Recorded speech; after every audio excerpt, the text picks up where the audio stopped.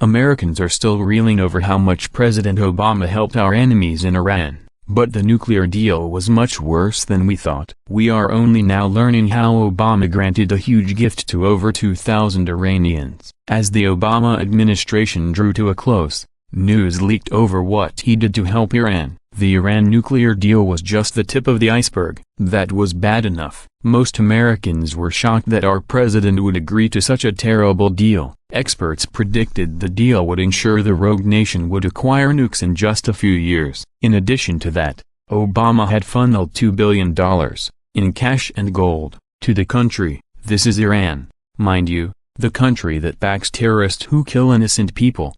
That massive amount of money was later used by Iran to train more terrorists. We still can't wrap our heads around why Obama was so determined to help a country that regularly calls for our demise. Was Obama really that arrogant? Did he think that by giving Iran all this stuff, they'd suddenly become our friends? Or did Obama really hate the United States? The man often apologized to the world for America's success and excellence. He kowtowed to foreign nations and their toxic policies. Like the Paris Climate Accord, many accused him of leading from behind, allowing major problems to brew around the world, including the rise of ISIS. But it gets much worse. An Iranian official recently spilled the beans over something else Obama gave Iran. Turns out, he granted citizenship to over 2,000 Iranians, most of whom were officials or the kids of officials. That's right, people from an enemy nation are now legal citizens of the United States. Who still says Obama was a good president? The Obama administration granted citizenship to 2,500 Iranians,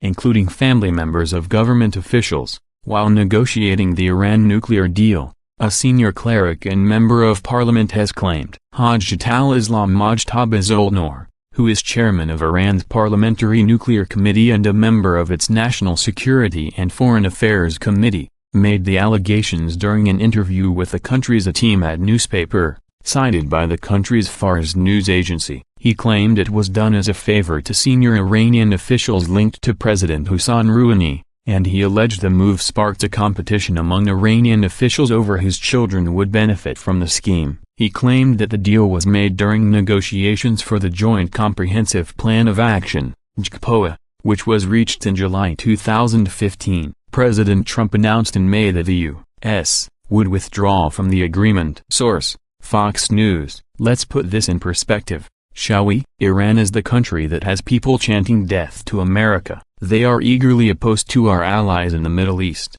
specifically Israel. They have turned the conflict in Syria into an international quagmire, and Obama handed 2,500 citizenships to these people. Those citizenships went to officials and their kids. The very worst of the bunch. Obama wasn't helping good-natured Iranians who want to flee the hostile regime. He gave our citizenship to the elites of the country, the very people who call for our destruction. Think about that. 2,500 Iranians now have the same privileges, rights, and access as you and me. They can come and go as they please. So much for vetting and protecting the border, huh? What other access will these people get, now that they're Americans? Keep in mind that legitimate refugees don't automatically become citizens. They are allowed to stay for a limited time. Becoming a U.S. citizen is a very long process. Obama handed it out like Pez candy. The clerics claim could, in the U.S., fuel Republican complaints about the concessions made by the Obama administration during that period,